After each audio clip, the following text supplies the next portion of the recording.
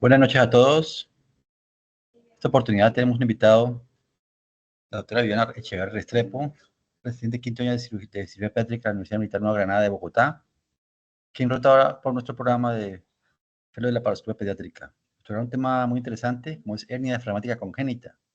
Doctora Echeverri, adelante. Muchas gracias, doctor Melo. Entonces, vamos a iniciar con la presentación de hernia diafragmática congénita.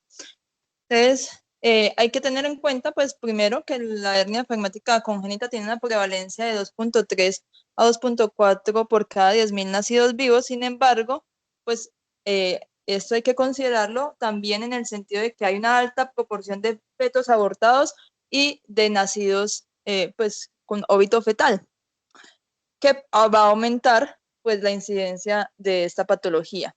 Además es más frecuente en hombres y en cuanto a su presentación, recordemos que hay dos, la posterolateral de Bogdalek, que es la más frecuente en un 90%, y la anterior o de Morgagni, que es en 10%. Asimismo, las posterolaterales son más frecuentes en el lado izquierdo en un 80%, en el lado derecho se presentan en...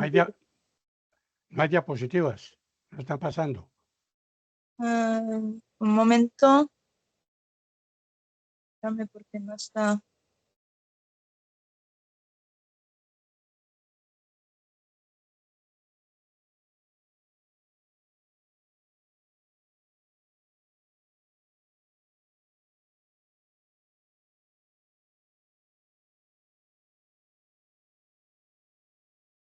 Esperamos un minuto mientras se agrega la presentación.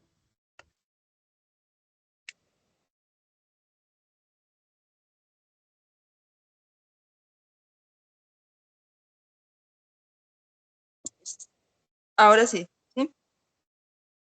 Sí, adelante. Listo. Entonces, pues como les mencionaba, en el lado izquierdo es el más frecuente, seguido del lado derecho, y las bilaterales pues son más raras, hasta un 1%.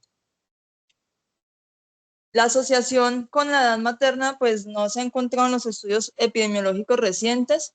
En un tercio de los pacientes con hernia diafragmática se ha encontrado una variación genética causal y está asociada hasta más de 70 síndromes, unos con mayor prevalencia de hernia diafragmática congénita que otros, pero en todos mayor a la población en general.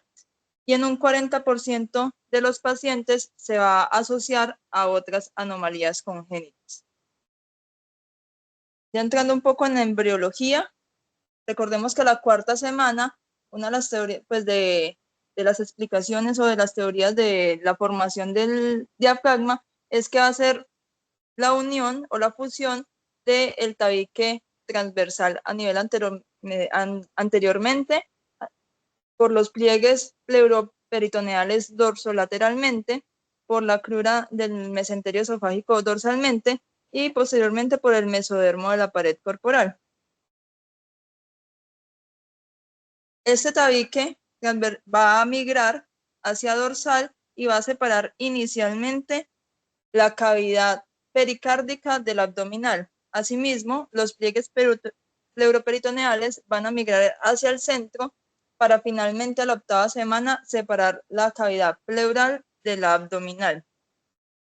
A medida que estos van migrando y se va formando y van cerrando y separando estas dos cavidades, se va a dar la migración de los axones frénicos y de las células miogénicas.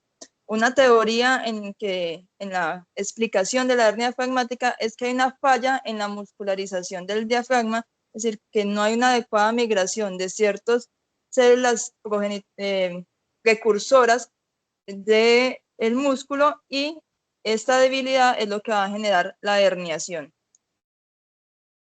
Tradicionalmente se consideraba que la hipoplasia pulmonar era secundaria a la malformación diafragmática. Sin embargo, otros han postulado que la alteración primaria puede ser un desarrollo pulmonar anormal que causa el defecto diafragmático. Según esta teoría, las alteraciones en la formación de las yemas pulmonares posteriormente deterioran el desarrollo de la placa mesenquimatosa y provocan la falla de la muscularización del diafragma. Recientemente se ha encontrado en estudios con ratones, en mutaciones de un grupo de fibroblastos que inhiben el desarrollo de los progenitores musculares y generan la hernia, encontrando que la mutación en el gen GATA4 en los ratones produce la misma patología de la hernia diafragmática que en los niños y además se asocia también a las alteraciones pulmonares que también se ven en los humanos, lo que podría explicar pues esta patología. En cuanto al desarrollo pulmonar, recordemos que el desarrollo es un proceso programado, complejo, que va a ser regulado por señales genéticas, factores de transcripción, factores de crecimiento y hormonas. Y se va a dar por 5 etapas. La primera es la etapa embrionaria, que va a comenzar en la 3ª semana de gestación, con un divertículo caudal desde el surco laringotraqueal, y de ahí se van a formar los brotes pulmonares primarios y la tráquea hasta a nivel de la 6ª semana. Sigue la etapa pseudoglandular, que ocurre entre la semana 5 y 17 de gestación, formando las yemas pulmonares formales, así como los bronquios pulmonares principales y terminales.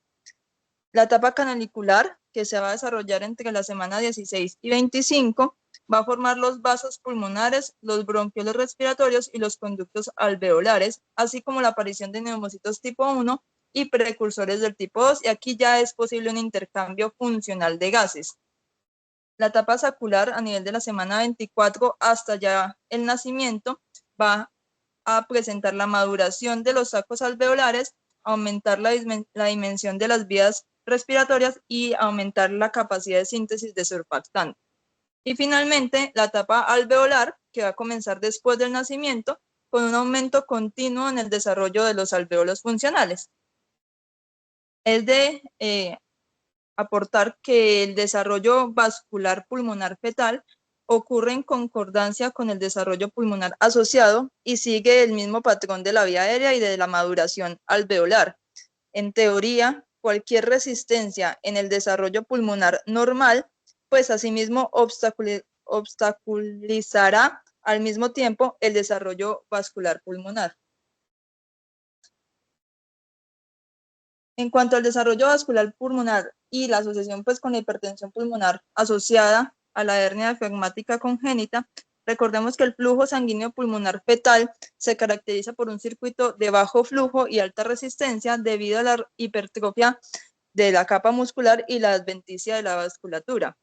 Normalmente esa resistencia vascular pulmonar disminuye rápidamente a medida que las pequeñas arterias pulmonares se remodelan durante los primeros meses de vida, lo que da resultado en la circulación postnatal, que es de alto flujo y baja resistencia. Sin embargo, este proceso parece detenerse en los recién nacidos con hernia diafragmática y la circulación fetal va a persistir en la etapa postnatal, lo que da resultado en una hipertensión pulmonar asociada a la hernia diafragmática. De hecho, la circulación pulmonar fetal anormal en los fetos con hernia diafragmática parece originarse y progresar en la gestación temprana. Las arterias pulmonares tienen una disminución en la densidad por unidad de parénquima pulmonar, así como un aumento en la vascularización que se va a extender hasta la vasculatura acinar. Se ha especulado que esta alteración del crecimiento y el desarrollo pulmonar está relacionada con una alteración vascular. Como resultado, la hipertensión parece desarrollarse en el útero, lo que puede causar una reducción en el crecimiento de la arteria pulmonar, el desarrollo alveolar adecuado y el crecimiento del pulmón normal. En cuanto ya la hipertensión pulmonar asociada a la hernia diafragmática, una teoría es la hipótesis del doble golpe, en la que tanto el desarrollo pulmonar temprano defectuoso como el desarrollo diafragmático defectuoso posterior van a contribuir finalmente a la patología pulmonar de estos pacientes. Tanto que en un estudio retrospectivo de pacientes con hernia diafragmática encontraron que cuando la presión pulmonar era normal, durante las primeras 3 semanas de vida, estos pacientes tenían una supervivencia del 100%. Sin embargo, aquellos que tenían una reducción intermedia, la supervivencia bajaba hasta un 75% y el 100% de los pacientes morían cuando las presiones pulmonares eran suprasistémicas a pesar de la terapia máxima. Ya entrando un poco más en materia, entonces el diagnóstico prenatal se realiza entre un 50 y un 70% de los bebés. El diagnóstico prenatal preciso y el pronóstico de la gravedad de la enfermedad es un complemento importante para el asesoramiento prenatal y nos permite clasificar a los bebés de alto riesgo y asimismo dirigir la terapia de estos pacientes. Para obtener un diagnóstico preciso es importante de igual forma diferenciarla de otras anomalías intratorácicas como son la malformación aneumatoidea quística, los quistes broncogénicos, la atresia bronquial, el secuestro broncopulmonar, lesiones mediastínicas como quistes entéricos, neuroentéricos o tímicos, y de la ventilación diafragmática, que esta pues, nos va a conllevar un pronóstico más favorable. La ecografía, el diagnóstico se realiza generalmente con mayor frecuencia entre la semana 18 y 22. Las características al ecógrafo incluyen polidramios, asas intratorácicas, masa torácica ecogénica, un desplazamiento mediastínico y un estómago intratorácico. En el lado izquierdo se detectan con mayor frecuencia prenatalmente, ya que al lado derecho lo que más se hernia es el hígado, y la ecogenicidad del hígado y el pulmón son muy similares, por lo que pueden ser difícil de diferenciar y por lo tanto diagnosticar. La ecografía nos permite también un predictor de gravedad, que es la relación pulmón-cabeza. Y se No avanza realiza... la presentación, Viviana, se quedó pautada. Señor. Estás en estudio prenatal, no avanza la presentación en ecografía. Profe, no, estoy en la misma estoy en la misma diapositiva. O sea, no he avanzado. Estoy en la relación pulmón-cabeza de la... Okay. Ah, pero mentira, espere, sí, no avanzo ahí. ¿Por qué no está avanzando? Espere, pero es que se queda quieto. Ahorita está avanzando bien.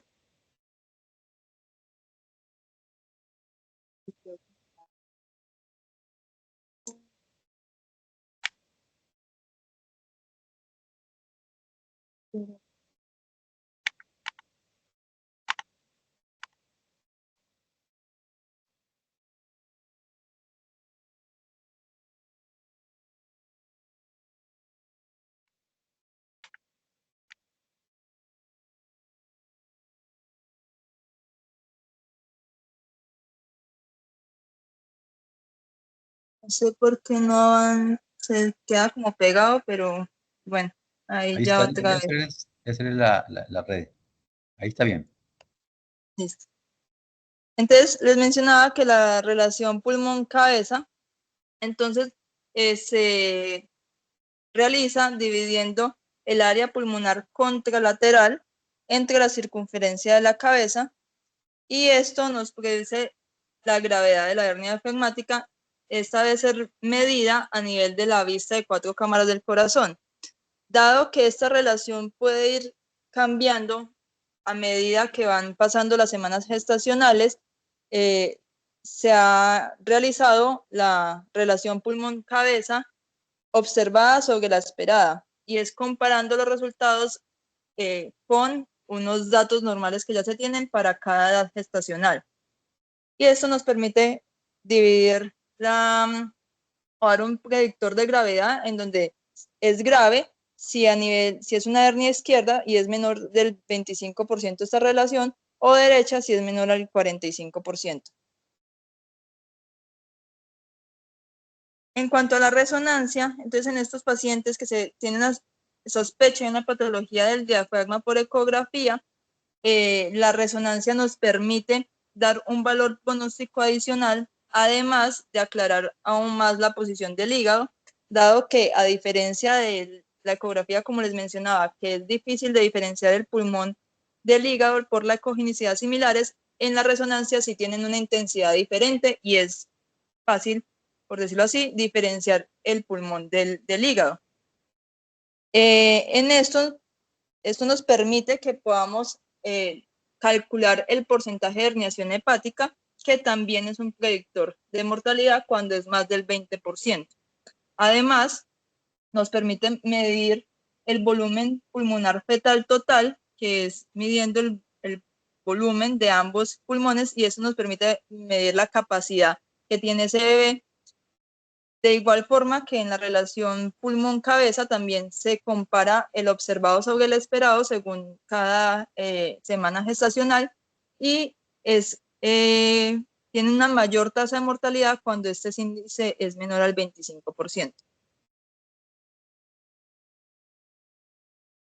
Teniendo en cuenta lo anterior, podemos estratificar el riesgo según el riesgo prenatal. Primero, si es una lesión compleja, es decir, está asociado a otras anomalías, principalmente anomalías cardíacas, eso nos va a aumentar el riesgo de ese paciente. El segundo, la lateralidad. Los pacientes con hernia diafragmática derecha tienen una mayor morbimortalidad.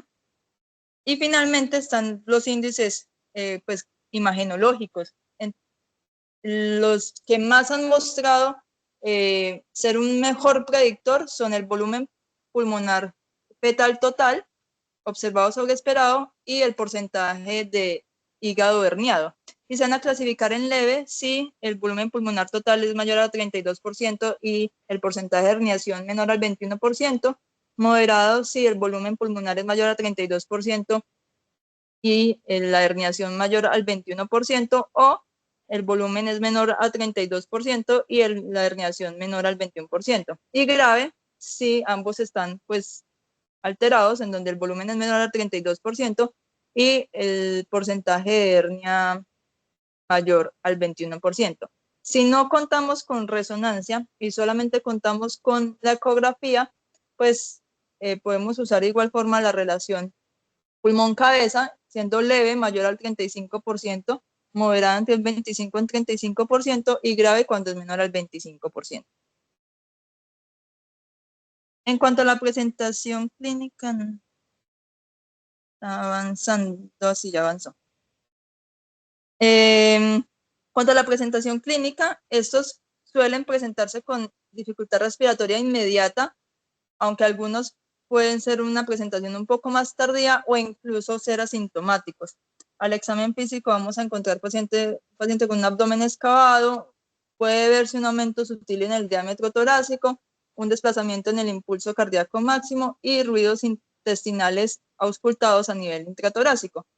Sin embargo, a pesar de que la mayoría se diagnostican a nivel neonatal, 20% pueden diagnosticarse fuera de esta etapa con síntomas leves, infecciones pulmonares crónicas, derrame, patología gastrointestinal, y como invariablemente todos estos pacientes van a tener una alteración en la fijación intestinal, incluso podrían presentarse con obstrucción y vólvulo. La radiografía de tórax sigue siendo pues el método inicial de diagnóstico. Más del 90% de los pacientes se diagnostican con una radiografía de tórax y no se necesitan más, en donde vamos a encontrar hallazgos como las asas intestinales a nivel pues intratorácico, el tubo gástrico terminando a nivel torácico, un desplazamiento mediastínico. Sin embargo, a nivel derecho, pues cuando la hernia es derecha puede que estos hallazgos no sean tan claros, porque la herniación del hígado se puede ver como una ventración diafragmática más que una hernia, y en estos casos podríamos usar también pues la ecografía para ayudarnos. Ya en cuanto al tratamiento, lo primero en estos pacientes es la reanimación y la estabilización. Entonces, la mayoría de estos pacientes, como ya sabemos que muchos se diagnostican prenatalmente, pues lo ideal es que tengan una intubación endotraqueal rápida y evitar la reanimación con máscara bolsa para evitar la distensión de las asas intestinales. Además, se les debe colocar una sonda orogástrica también para disminuir la distensión de las asas, colocar un acceso central arterial y venoso, controlar la oxigenación y el equilibrio ácido-base y mantener un monitoreo invasivo. Todo esto con el fin de tener unos objetivos que son una saturación preductal entre el 85 y el 95%, una saturación postductal mayor al 70%, una presión de CO2 entre el 45 a 70 milímetros de mercurio y un pH mayor a 7.2. ¿Por qué? La resistencia vascular se va a incrementar con la hipoxia y con la acidosis, por lo tanto, estas deben controlar, corregir y evitarse. La ventilación mecánica, pues tenemos dos opciones. La ventilación mecánica convencional es el modo inicial óptimo de ventilación para estos niños, con el fin de mantener un pH y una presión de CO2 aceptable que nos permita controlar la hipertensión pulmonar. La configuración del ventilador debe incluir tasas de ventilación con presión limitada entre 40 y 60 respiraciones por minuto, con una presión pico menor al 25 centímetros de agua para minimizar el bolotrauma y el barotrauma. Además, se deben permitir las respiraciones espontáneas, evitando la parálisis neuromuscular, ya que se ha encontrado que esto empeora los resultados de estos pacientes. ¿Cuándo se considera la ventilación de alta frecuencia? Cuando ya se tienen presiones pico muy altas, es decir, más de 25 centímetros de agua, y no se logran los objetivos. Otras terapias son el surfactante, que en un inicio estuvo pues como muy de moda, por decirlo así. Se intentó utilizar para evidenciar si había algún efecto, sin embargo su eficacia no ha sido probada, no se han visto resultados beneficiosos en estos pacientes, y por lo tanto hoy en día solamente se recomienda en caso de prematuridad, es decir, por déficit de surfactante, más no en todo paciente con hernia diafragmática. Los vasodilatadores, como el óxido nítrico, este es un potente vasodilatador pulmonar que tiene enormes beneficios en la hipertensión pulmonar persistente del recién nacido. Se va a utilizar en el contexto de que se evidencie en ecografía un shunt de derecha a izquierda.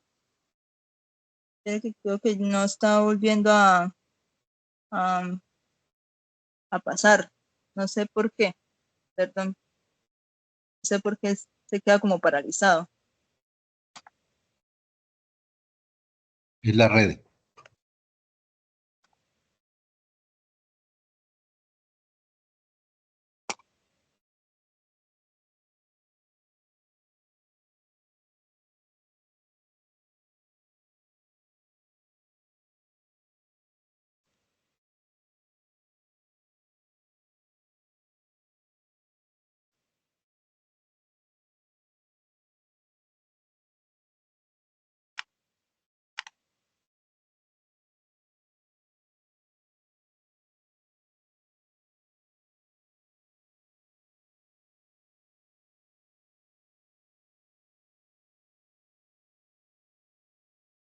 Se queda como pensando.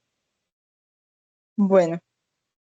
Entonces, como mencionaba, el óxido nítrico se usa cuando se evidencia un shunt de derecha a izquierda en la ecografía y hay un aumento en las presiones del ventrículo derecho que son superiores a los 2/3 de las presiones sistémicas.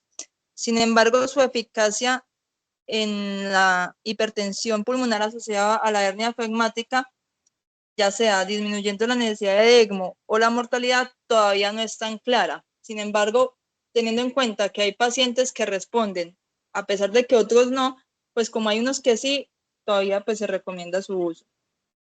Los inhibidores de prostaglandina E, estos van dirigidos a la remodelación vascular al inhibir la proliferación de las células del músculo liso, y se ha encontrado que el sildenafil mejora la oxigenación y disminuye la resistencia vascular pulmonar cuando se usa independiente o en combinación con el óxido nítrico, y por lo tanto está ampliamente pues avalado.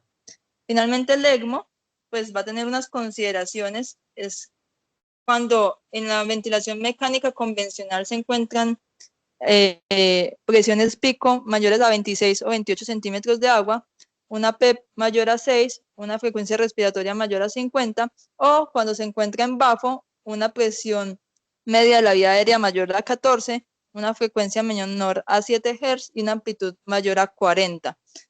Y no se han logrado los objetivos ya previamente establecidos. Hay unas contraindicaciones relativas para el ECMO, que son que tengan anomalías cromosómicas letales, anomalías congénitas significativas, hemorragia intracraneal, un peso al nacer menor a 2 kilos o una edad gestacional menor a 32 semanas.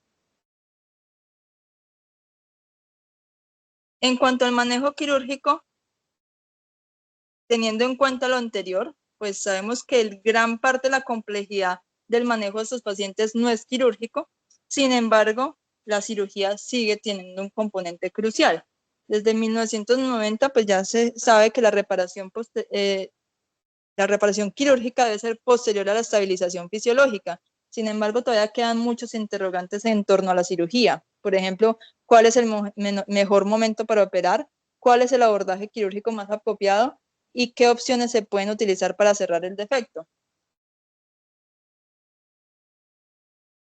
En cuanto al momento de la cirugía, al inicio se consideraba que la reparación de la hernia diafragmática congénita era una emergencia quirúrgica.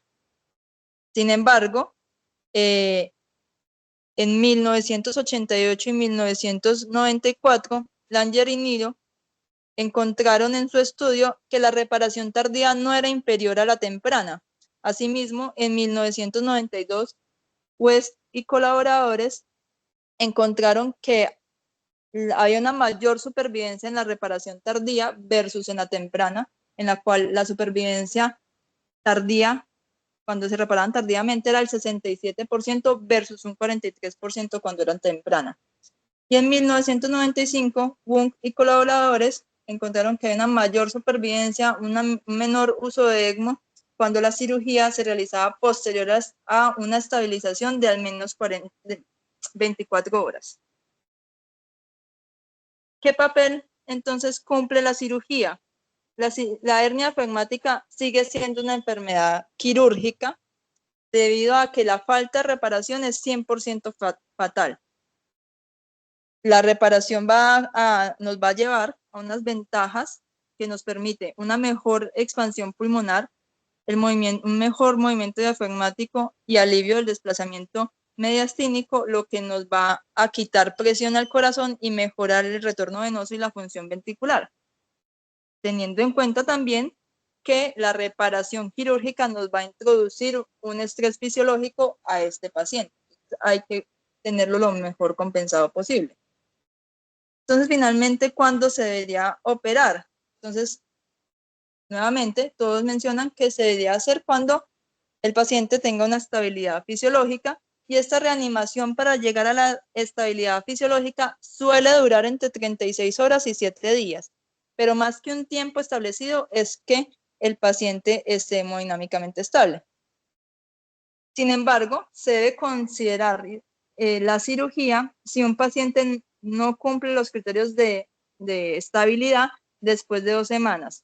O sea, se intenta estabilizar y después de 2 semanas no se ha logrado, se debería operar. Asimismo, en pacientes que ya han alcanzado la estabilidad fisiológica, no hay un beneficio en retrasar la reparación quirúrgica. Pero entonces, ¿cuándo hablamos de estabilidad fisiológica? No hay un consenso internacional que nos defina unos valores claros para definir la estabilidad fisiológica. Sin embargo, el grupo de colaboración canadiense de hernia diafragmática congénita ha establecido unos valores que son los más aceptados, en los cuales son una presión arterial media normal para la edad gestacional, una saturación preductal entre 85 y 95%, con una FiO2 de hasta 50%, un gasto urinario mayor a 1 cc/kg/hora, un lactato menor a 3 milimoles por litro, y una presión arterial pulmonar menor a 2/3 de la sistémica. Cox y colaboradores, en un estudio que realizan, encuentran que el índice de oxigenación también puede ser un predictor de estabilidad, y de mejor supervivencia en los pacientes cuando son llevados a cirugía y determinaron que un valor de menos de 9.4 en pacientes que están en BAFO, basados en la presión arterial de oxígeno postductal, nos permite saber que ese paciente ya se encuentra en una óptima condición para ser operado con índices de supervivencia alto. Acá hay que tener en cuenta que en el estudio ellos excluyen los pacientes graves, por lo que tienen un sesgo de selección favorable, y esto hay que tomarlo con más pinzas. Otros pues mencionan que el paciente, además de tener una estabilización en su hipertensión pulmonar, está definida como ecocardiogramas consecutivos sin un aumento significativo de la presión pulmonar y una ausencia en el gradiente de oxigenación pre- y postductal significativo con unos gases sanguíneos óptimos, teniendo en cuenta que la hipercapnia y la hipoxia y la hipertensión pulmonar pueden aumentar en quirófano. Entonces, todo eso hay que tenerlo en cuenta antes de llevarlo a cirugía. Otra duda que surge, porque viene de tiempo atrás, es el periodo de miel, pero ¿este realmente existe? Entonces, este periodo de luna de miel es definido vagamente como un periodo variable de gas adecuado después del nacimiento. Se observó que algunos pacientes mostraban un deterioro y un empeoramiento del intercambio de gas después de esta luna de miel inicial. Teniendo en cuenta esta observación, muchos cirujanos proponían esperar al menos 3 días para reparar el diafragma, incluso si el neonato se encontraba estable, por temor a que esta estabilidad fuera transitoria y la cirugía pues llevara a un deterioro fisiológico. Sin embargo, no hay datos clínicos que respalden esta práctica. El concepto de retrasar la cirugía más allá del punto de estabilidad cada vez es más cuestionado, y múltiples estudios recientes que incluyen análisis de datos del grupo de estudio de hernia diafragmática han encontrado que no hay un beneficio en la supervivencia en retrasar la reparación más allá del punto de estabilidad fisiológica. Y de hecho, retrasar esta reparación en pacientes que cumplen los criterios de estabilidad fisiológica puede conducir a una mayor morbilidad, una extubación tardía y estancias hospitalarias más prolongadas.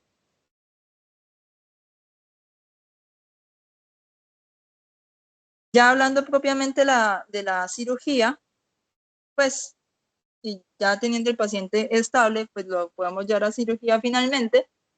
El abordaje varía un poco, pero los abordajes más comúnmente utilizados son el subcostal ipsilateral, aunque también se han encontrado abordajes por la laparotomía mediana o por toracotomía, y recientemente la cirugía mínimamente invasiva, pero todos deben cumplir unos mismos objetivos, que son reducir el contenido herniado, extirpar un verdadero saco herniario en el cual se encuentra menos del 20% de los casos, descartar un secuestro pulmonar extralobar, liberar los bordes del diafragma, sobre todo el borde posterior que puede estar como con un parche de peritoneo, de membrana que toca liberar para mejorar ya el cierre, y finalmente cerrar el defecto. El tubo de tórax, que también es un interrogante si dejar o no dejar, no lo recomiendan dejar de rutina en estos pacientes, excepto si son operados en ECMO. De resto, no se debería dejar. En cuanto al abordaje abierto versus por cirugía mínimamente invasiva, a finales de los 90 empieza este abordaje mínimamente invasivo a presentarse como una opción. En el 2017, el Consorcio de Hernia Diafragmática encontró que entre sus pacientes el 16% fueron operados por cirugía mínimamente invasiva, de los cuales hasta casi un 90% fueron por toracoscopia y muy pocos por laparoscopia. Esto porque la laparoscopia es técnicamente más difícil y la toracoscopia va a tener unas ventajas en donde tiene una mejor exposición del diafragma y el neumo que se insufla ayuda a reducir las vísceras. Por lo tanto, es el método pues, más usado en mínimamente invasiva. Los resultados que se han obtenido en la reparación toracoscópica también hay que tener cuidado porque tienen un sesgo igual de selección favorable, porque son usados generalmente se usa en pacientes con defectos pequeños tipo A y B, en la mayoría de los casos donde el paciente está con una fisiología respiratoria y cardíaca más favorable, en donde pues han encontrado que tienen menor uso de opiáceos, un retorno a la alimentación enteral más rápida, la tasa de obstrucción intestinal también es menor en comparación a la reparación abierta, pero tienen una mayor recurrencia, de un 8 versus un 3%. Esto teniendo en cuenta que fueron de datos recopilados de 2010. Hoy en día, pues, ha aumentado como la experiencia en la cirugía mínimamente invasiva, por lo que ya se están igualando las tasas de recurrencia. Lo otro es que hay que tener en cuenta que en la toracoscopia pues va a haber un aumento de la presión de CO2, lo cual puede ser tolerado siempre y cuando se tenga un pH mayor a 7.3, lo cual nos permita compensar este aumento de la presión de CO2. Entonces, ¿en quiénes son los pacientes seleccionados para la reparación toracoscópica? Pacientes a término, con adecuado peso para la edad gestacional, que tengan defectos pequeños, que sean hernias izquierdas, que la presión pulmonar sea menor de 2/3 de la sistémica, volúmenes corrientes altos, lo que nos implica una hipoplasia pulmonar leve, que no estén en ECMO, no tengan cardiopatía congénita, sea una malformación aislada, tengan una estabilidad hemodinámica de más de 24 horas, con un índice de oxigenación menor a 9.4, con requisitos de ventilación mínimos, y sobre todo que se tenga experiencia quirúrgica y anestésica en cirugía mínimamente invasiva. Esta no es una cirugía para iniciarse en el mundo de la cirugía mínimamente invasiva, ya se debe tener una previa experiencia. En cuanto a la reparación del diafragma y las estrategias para la reconstrucción, entonces la gravedad se va a reflejar en el tamaño del defecto. El grupo de estudio de hernia diafragmática en el 2013 la clasificó en A, B, C y D. Los defectos tipo A, recordemos, son aquellos que están completamente rodeados por el músculo diafragma o tienen menos del 10% de la circunferencia de la pared torácica sin músculo. Los defectos tipo B es que menos del 50% de la pared torácica no tienen diafragma. Los tipos C, más del 50% no tienen diafragma. Y los tipo D es la ausencia casi total de diafragma, lo que también se conoce como agenesia del diafragma. Los tipo A, todos y algunos de los tipo B pueden ser llevados a reparación primaria, mientras que algunos de los tipo B, todos los tipo C y todos los tipo D van a requerir un colgajo parche. Entonces, en el cierre primario, pues los bordes se van a aproximar y suturar con una sutura trenzada no absorbible. Se pueden o no usar pliegues para mejorar la distribución de la tensión y se usan puntos colchoneros porque son los puntos que mejor distribuyen la tensión.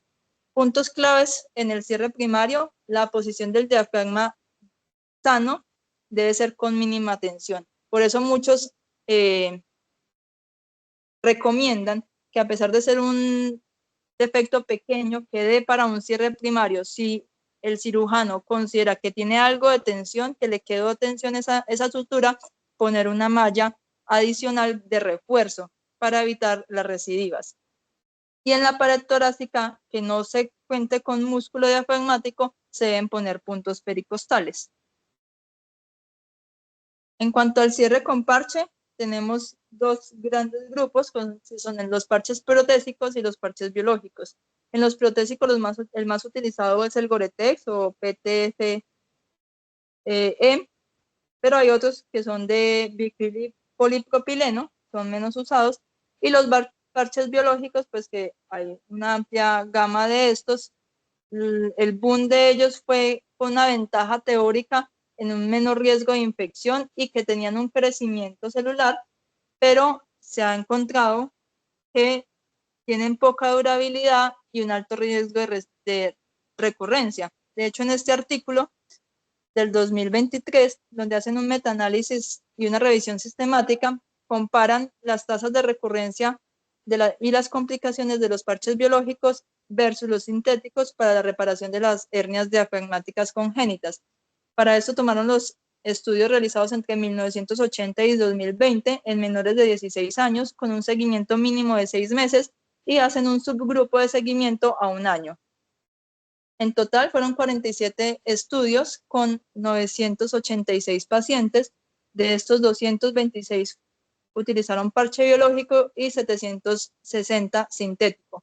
La tasa de recurrencia en los sintéticos fue del 16.7, mientras que en el biológico del 30.3. Y en el subgrupo de seguimiento a 1 año, la tasa de recurrencia en el sintético fue del 9.9 y en el biológico del 26%. La tasa de obstrucción no fue muy diferente entre un grupo y el otro. En el sintético fue del 4 al 29% según cada estudio, y en el biológico del 7 al 35%. Lo que sí hubo una marcada diferencia a favor del biológico fue la deformidad de pectus, en donde más del 80% tenían deformidad de pectus en los parches sintéticos.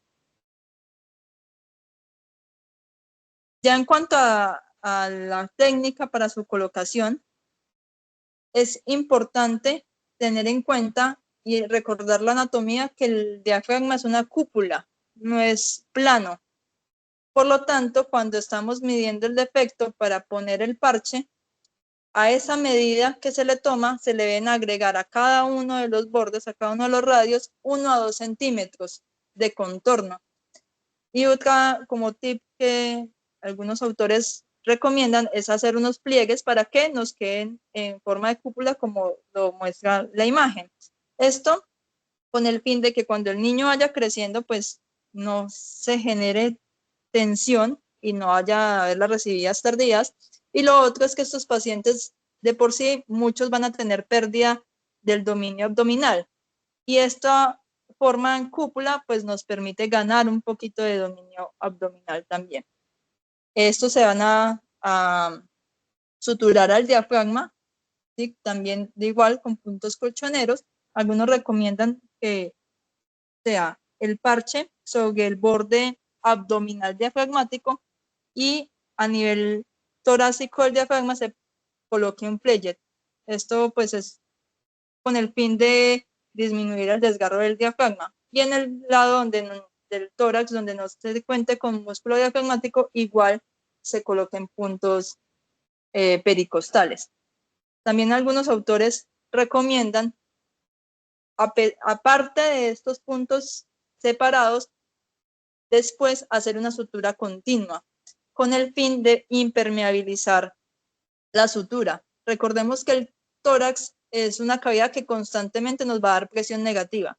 Si algún punto de esto se suelta, por más pequeño que sea el defecto que quede ahí, esa presión negativa va a ir chupando y finalmente una asa intestinal se puede meter por esta. Entonces esa sutura continua posterior nos puede ayudar a disminuir esta recidiva.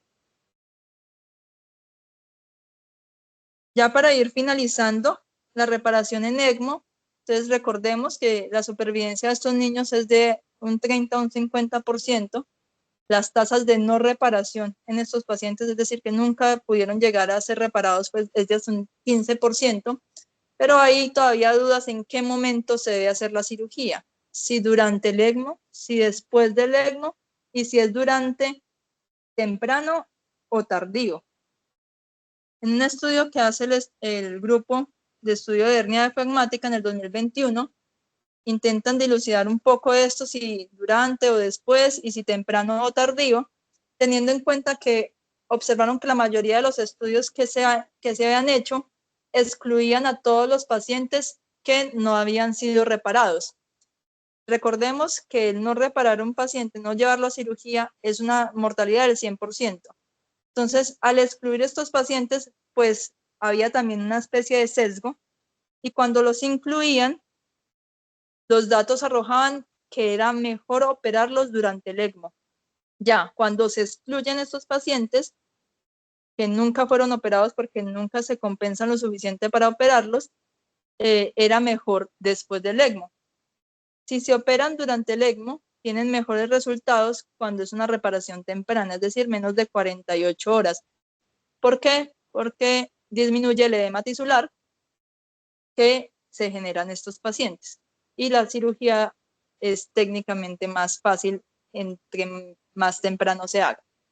En otro estudio del 2019, en el cual se realizó en más de 2.200 pacientes, en esos no excluían a los que no fueron reparados y encontraron que la mortalidad 3 veces mayor y había un mayor riesgo de lesión neurológica grave en el grupo de reparación durante el ECMO.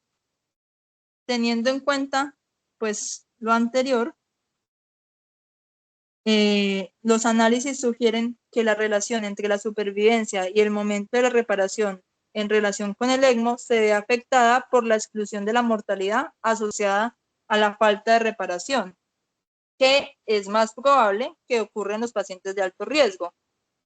Los pacientes con predictores prenatales adversos que pasan a ECMO con un trastorno cardiopulmonar grave van a representar un mayor riesgo de no reparación y se debería considerar para reparación temprana en estos pacientes, por lo que se está recomendando un enfoque híbrido en donde se estratifica prenatalmente el riesgo del paciente.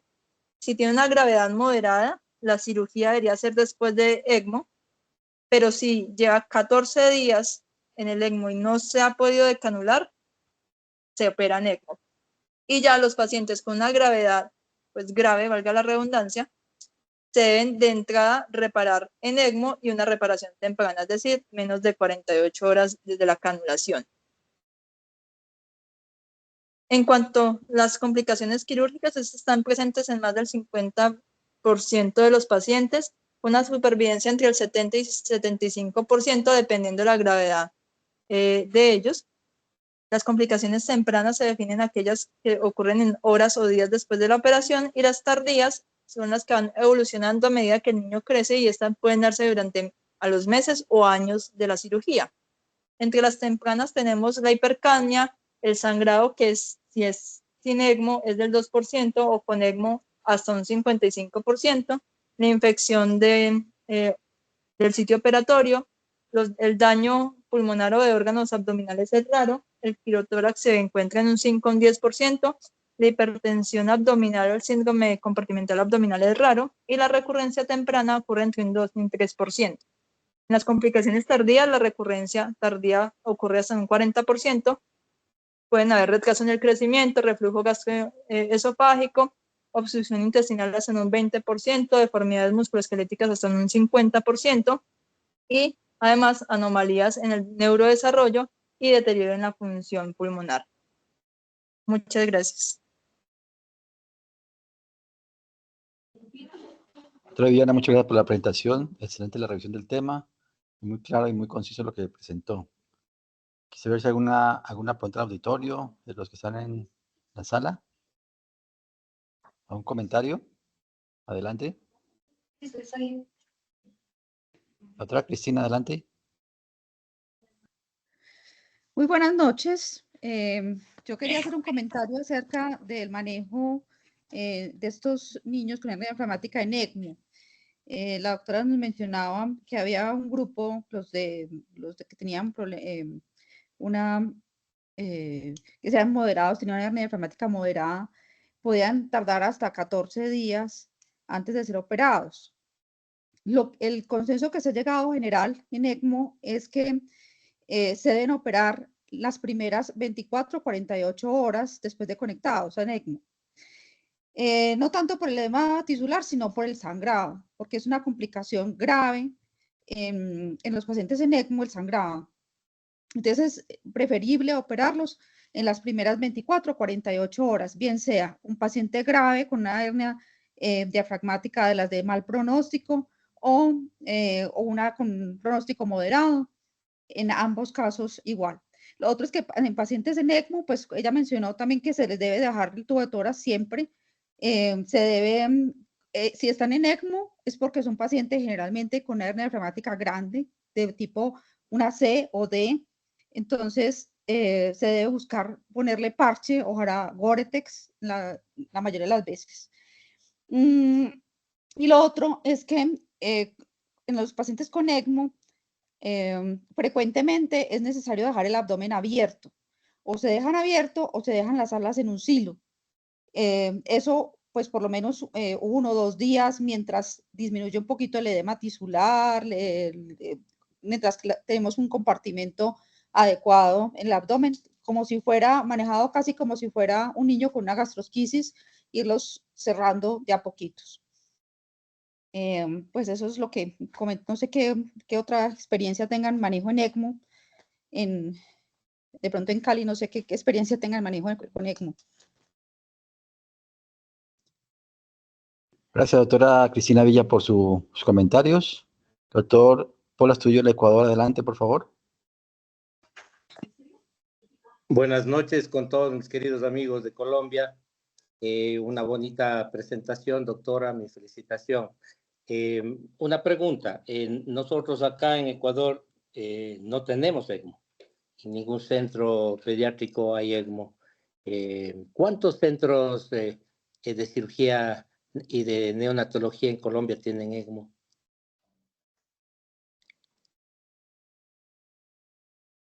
Esa era una pregunta, no sé si me escuchaste, Carlos. Sí, yo podría hablar por mi ciudad en Cali. En Cali tenemos 2 centros con ECMO, en la Fundación Bayer Lee y en Banaco. No sé en Medellín cómo están en Medellín y en Bogotá. Si hay alguien que pueda responder al respecto, por favor. En En Bucaramanga hay Medellín, uno, en Sommer. en Bucaramanga hay uno en la Fundación Cardiovascular.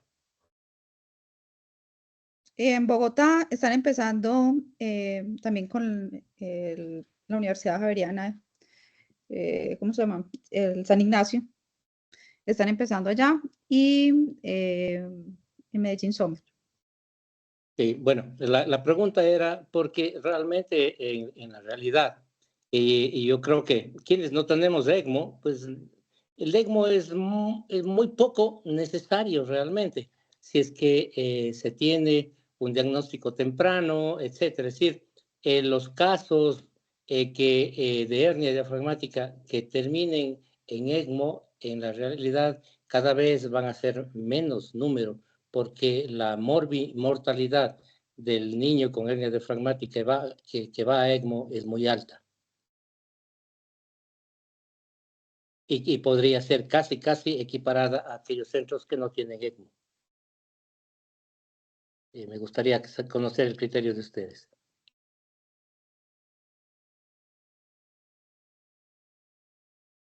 Sí, en una época, primero, doctora Viviana, muy buena resumen.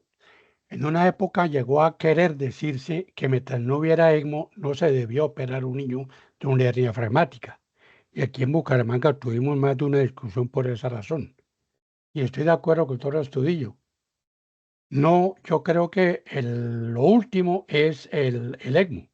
La gran mayoría de pacientes los operamos sin ECMO.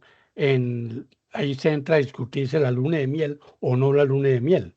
Pero para mí el ECMO no es un requisito para estar operando a estos pacientes. Los que van a ECMO, como usted decía, son de muy mal pronóstico. Doctor Duarte, muy amable por sus comentarios. Doctor Villamizar, adelante con tu comentario. Gracias, Carlito. Un saludo especial a todos. Qué maravilla que llegamos a completar casi 80 asistentes. Sobre este tema, algunos de los que están acá en estos momentos, pues estuvimos en la reunión que se hizo en la Universidad Javeriana en el Hospital San Ignacio en Bogotá.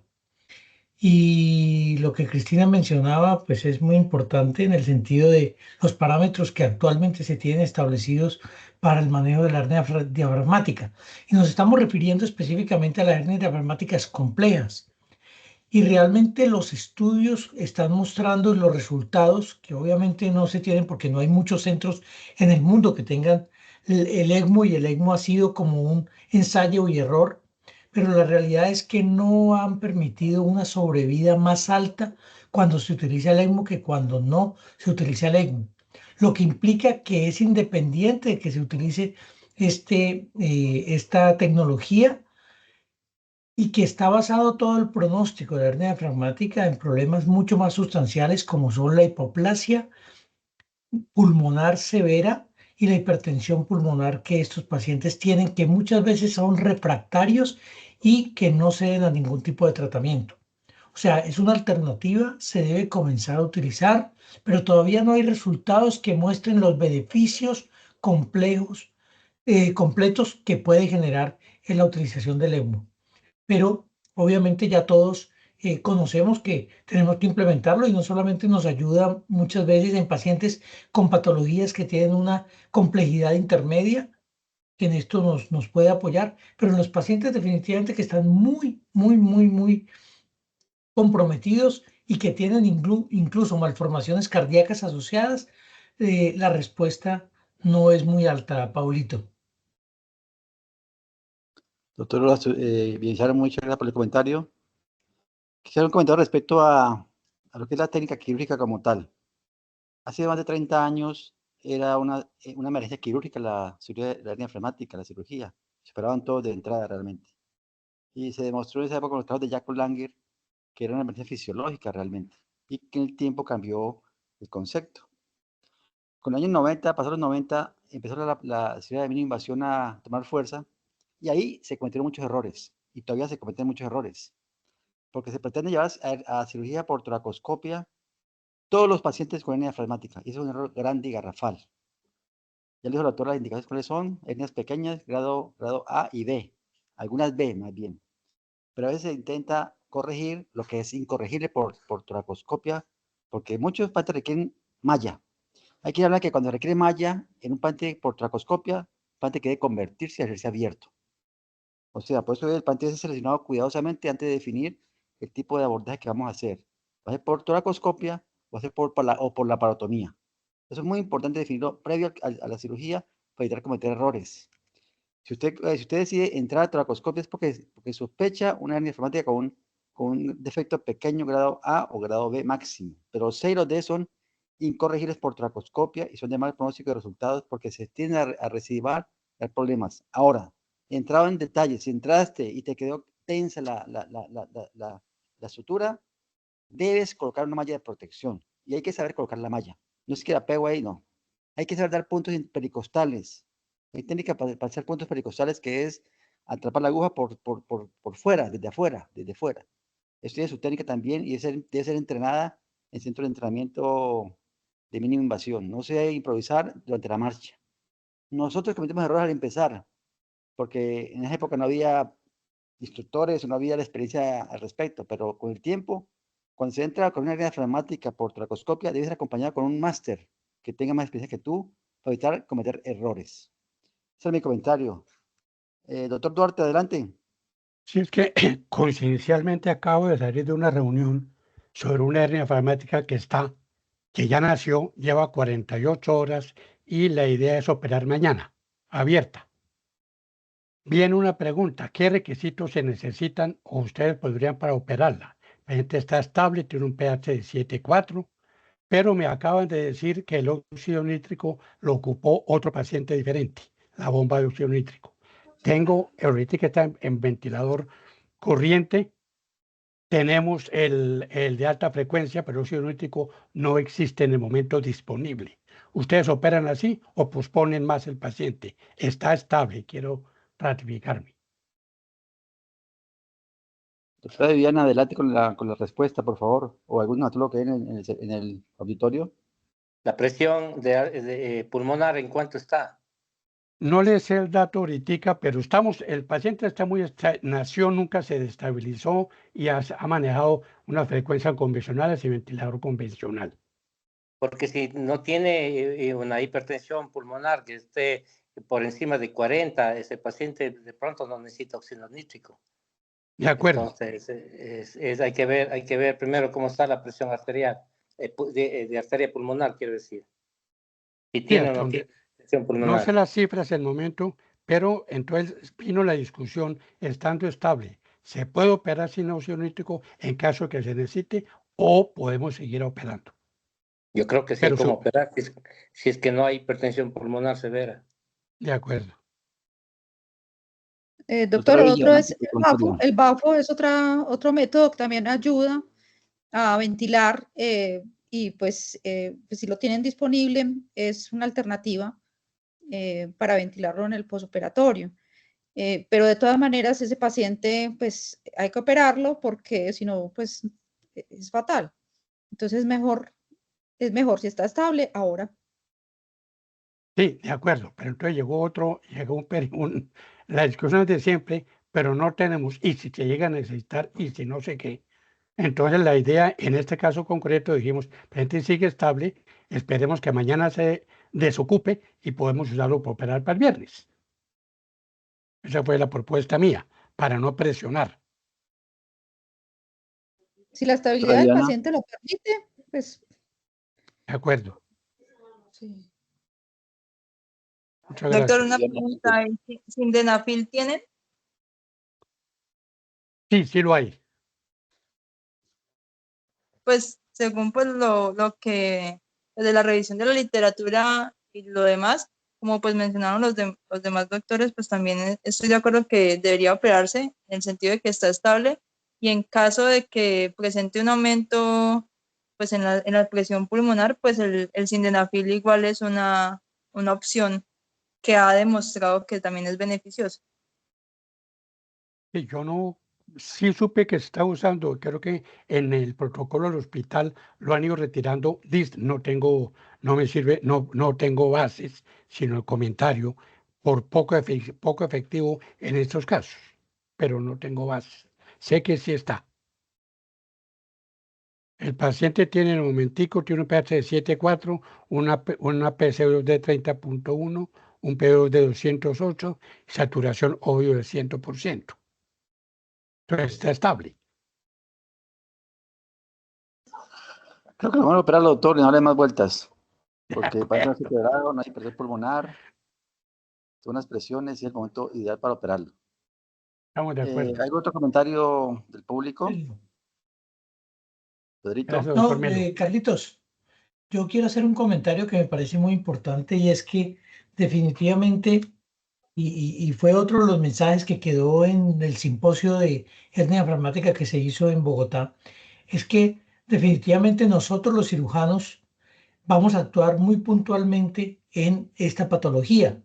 Pero recuerden ustedes que los mayores problemas los tienen los neonatólogos, que son los que reciben el paciente y lo manejan antes de la cirugía, durante la cirugía con el apoyo de los anestesiólogos y después de la cirugía. O sea, los mayores problemas que tiene la hernia diafragmática no es la parte de quirúrgica, sino es la hipertensión pulmonar y la displasia pulmonar que tienen estos pacientes. Y ahí es donde nosotros tenemos que apoyar mucho a nuestro equipo como tal, con los neonatólogos y los anestesiólogos para poder llevar a cabo. Hay muchas técnicas, doctor Duarte, que en estos momentos los anestesiólogos pediatras están utilizando y creo que Cristina tiene un buen grupo allá en Medellín y pues en las otras ciudades también tenemos, pero Cristina puede mostrar con su grupo cómo planifican ellos la cirugía de una hernia diafragmática y son muchachos supremamente jóvenes que tienen unas alternativas quirúrgicas anestésicas que permiten un tratamiento quirúrgico ideal. Así que, pues me parece que todos estos avances que hemos tenido en hernia diafragmática son bienvenidos. Bueno, muchas gracias a todos. 8:08 p.m. Gracias por la participación, a todos los que aportaron los comentarios, a Viviana por su excelente revisión y presentación. Lo esperamos la próxima semana con otro tema de interés. Muchas gracias. Muchas gracias. Muchas Hasta gracias, luego. felicitaciones, Gracias. Muchas Viviana. gracias. Muy bien. Feliz noche. Muchas Un gracias. abracito. Saludos Hasta a todos luego. los colegas. Chao. Gracias, Pedrito. Cuando tenga un simposio de hernia diafragmática, me invita, por favor. Un abrazo grande. Claro. Bueno, un Un abrazo a abrazo, todos. que estén bien. Buenas noches.